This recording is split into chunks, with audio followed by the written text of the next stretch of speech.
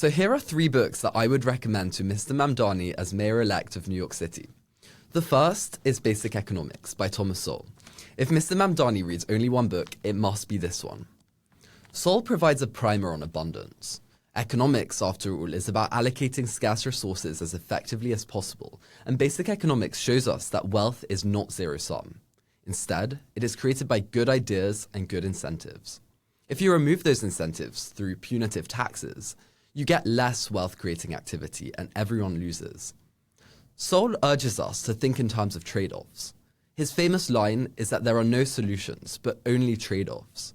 If you freeze rents, for example, you get less investment and units go unrented because owners cannot cover their operating costs. The better solution would be to lift arbitrary caps on development and let supply meet demand. The second book I'd recommend is Order Without Design by Alain Berthaud. If Mamdani wants a playbook for how to improve the functioning of the city as much as possible, he should read Order Without Design. The most fundamental role of a city, Berthaud shows us, is as a labour market, connecting people to jobs in a way that isn't possible in rural areas.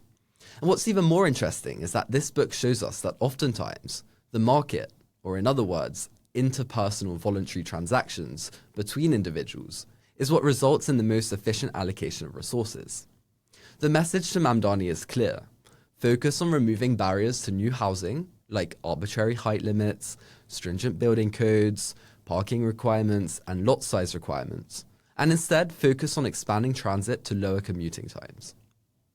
The final book I'd recommend is The Economy of Cities by Jane Jacobs. People know Jane Jacobs for her Death and Life of Great American Cities, which is also a great book, but Mamdani should read one of her lesser-known works, The Economy of Cities. That book underscores how cities actually thrive, by adding new work to old work.